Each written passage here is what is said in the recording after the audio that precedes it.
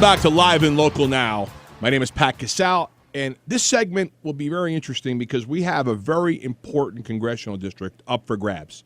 CD4, which was once the seat for this gentleman, former Congressman Hardy was his position. He was upset when there was a big change in the guard in 2016, and he was unseated by Ruben Kuhn. He's now running for that spot again. Ruben Kuhn is no longer there. He was basically asked to walk off into the sunset. And we now have a setup for Hardy Horsford 2. The first time around, Crescent Hardy knocked Stephen Horsford out of the box and did a hell of a job in the east, back east for Nevadans.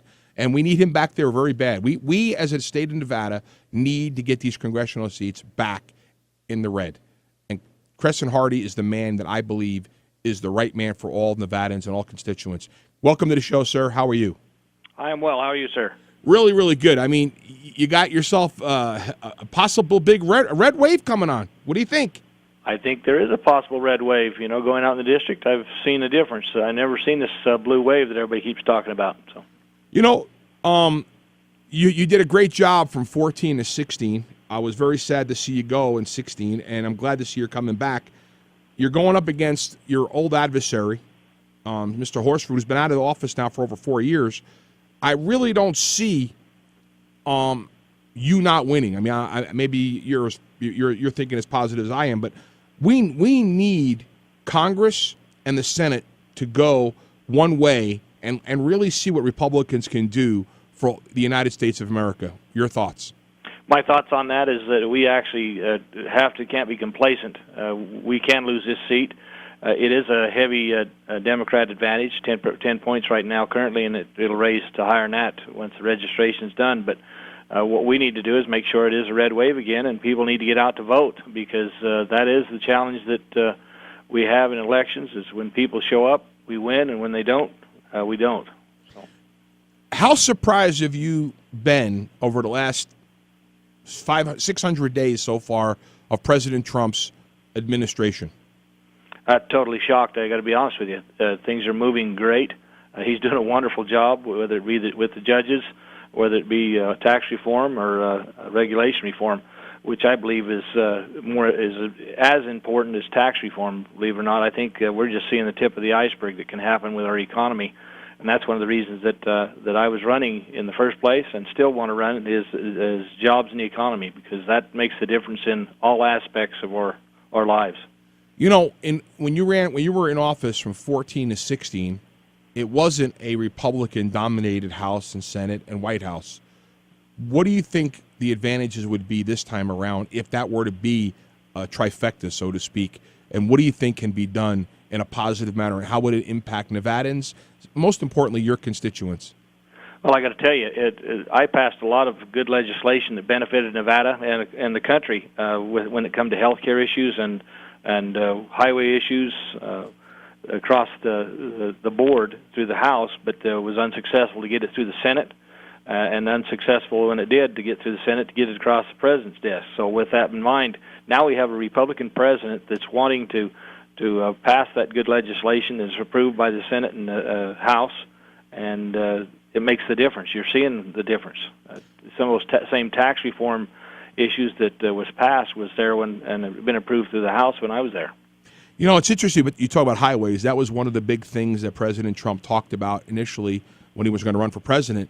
He thinks our highway systems, our airports, need to be refaced, reshaped, and updated. And that's something you've also fought strong on, especially highways. And in Nevada, the highway system would be huge, especially from Carson City to Las Vegas to Phoenix. I mean, that would be a huge deal. No doubt about it. You know, in Clark County in 2013, as a state representative, I had the privilege of packing through the fuel indexing legislation that was voted on by Clark County residents and Nevadans and approved to help stimulate our economy and improve our infrastructure.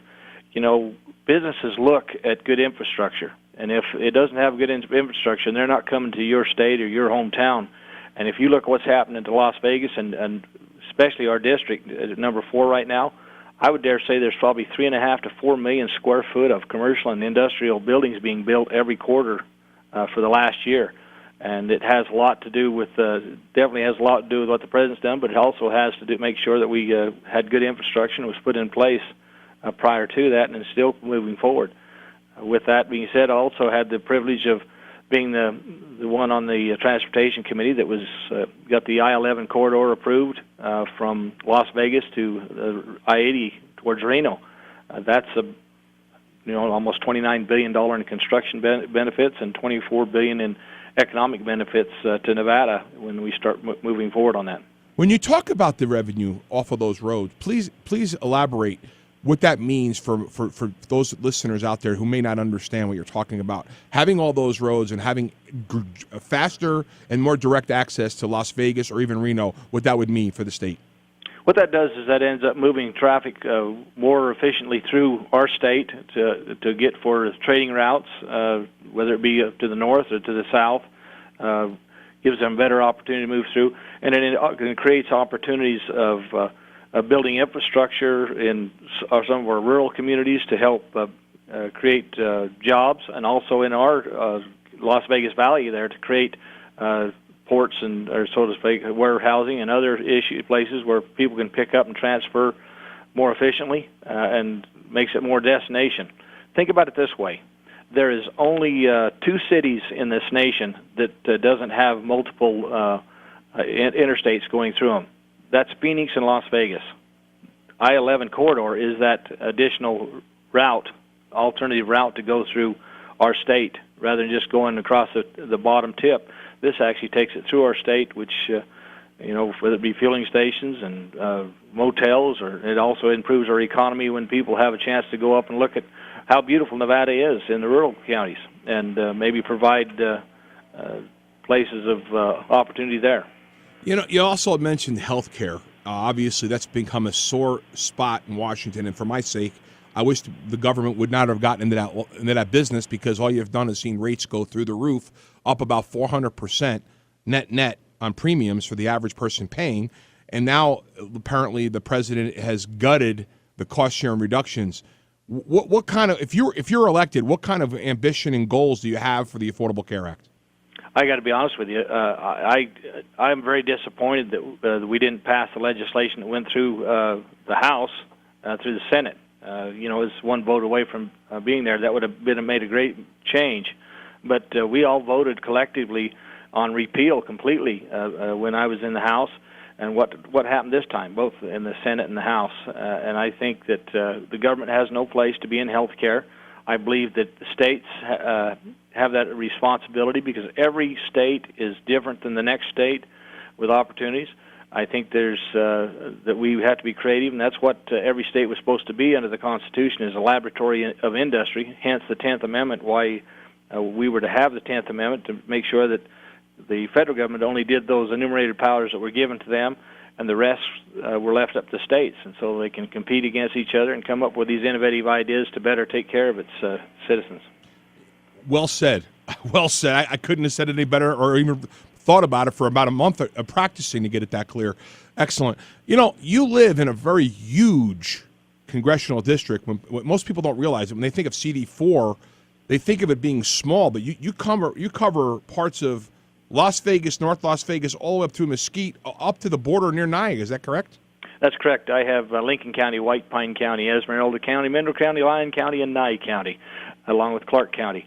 86% of the voting public actually lives in Clark County, but it's a privilege to represent those rural counties, and I love to go out there because, as you know, I'm a native of Nevada and a rural boy by heart, but have a responsibility to take care of all the people. And that's one of the things that I think I did while I was there, is represent the people. I believe that's what the people asked me to be there, we the people, by the people, of the people, for the people, by the people. I lost my track there, but anyway, that's why it's important. I think this district deserves to have a representative who takes seriously his office and gives it the dignity it deserves, and I think that some of the things that we've seen lacking with our current occupant, and the district deserves a stability and someone who is part of that community, not a Harry Reid or Nancy Pelosi talking point approved candidate who lives in Washington, D.C.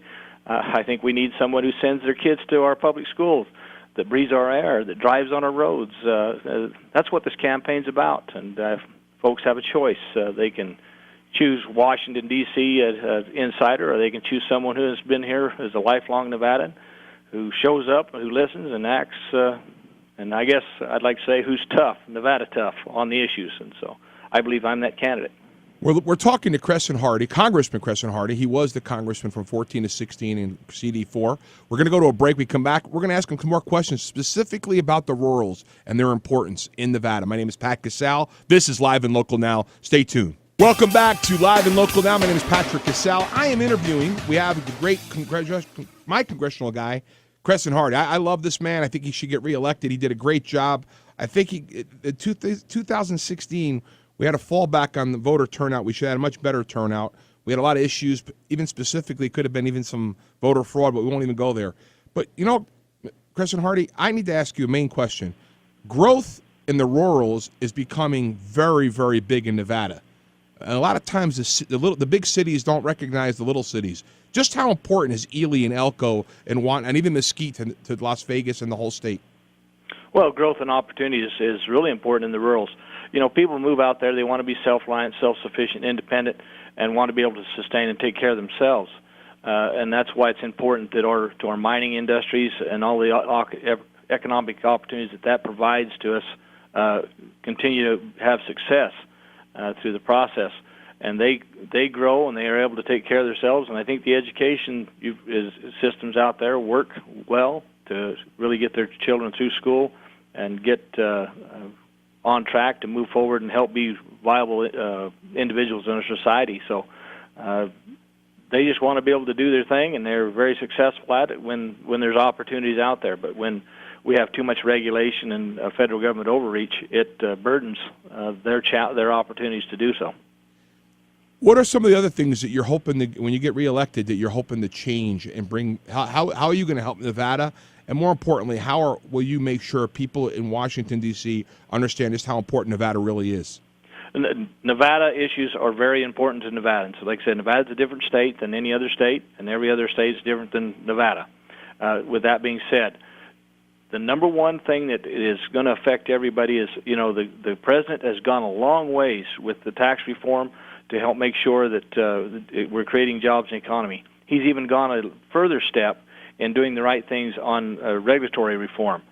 I believe that if we don't get this regulatory reform under to where it's buttoned down to where we keep the overreach of federal government out of state-driven regulations, to where people can have investment in their state or their communities, to where it stays here, that we'll be right back at square one in the near future with a presidential change somewhere down the road if we don't keep our eyes moving forward. So we need to do solid legislation on regulatory reform. We need regulations, but not overburden some overreach. But the number one thing that I'm scared of is, because I've gone through this challenge myself with my own business, is debt and deficit. If we don't get a handle on our debt and deficit and stop, we don't have a revenue problem in Washington, D.C. We have a spending problem. And I believe that Ron Paul, or Paul Ryan not Paul Ryan, heaven to heavens, I lost his name, Senator Paul had a great piece of legislation, the 1% mode, that I think would have been something to look at, just to try it. And it would have started lowering our debt and deficit and getting things in balance to make sure that we stop just spending. Everybody says we're cutting, but we're not. We're cutting from what they call the future growth, not what's going on today. And so we need to get that debt and deficit in balance. I think the president's looking at things a little bit differently than we have in the past. What's your take on the tariffs, and how do you see them impacting positive or negatively across the board over time? I believe that we need to make sure that we invest in our citizens and make sure we protect. The steel industry is an important industry. Right in my district, District 4, we have one of the most important pieces of national defense training tools anywhere in the world, right here in Nelson Creek area. And precious metals and that infrastructure and intellect is very important to that industry. How do we build our own ships, our own planes, and other issues if we're not manufacturing it ourselves And if somebody else is selling us that product, it's easy to restrict us. We handcuff ourselves in the future to make sure that we can protect ourselves. So I think those type of tariffs are good. I think that the president's right. We may have to go through a little pain and suffering, but the long-term benefits of these tariffs, I think, could be good. I couldn't agree with you more. I honestly felt the same way. I think the rubber met the road, and we have a president right now who's not apologizing, and he's worrying about taking care of the American citizens and the United States of America. And I think everything you just said was spot on, especially about the metals. You can't rely on other nations to provide you the iron and that we should be manufacturing here. Plus, it'll create jobs. And I like the idea that he wants to bring those jobs back to America, and he wants to renegotiate NAFTA, et cetera. Your thoughts on that? I think that's exactly where we need to be to make sure that we get good policies in place where we trade with people that's fair. I want to go back to one thing like these metals, manufacturing in our nation. The reason they go overseas is because of some of these regulatory burdens that we have.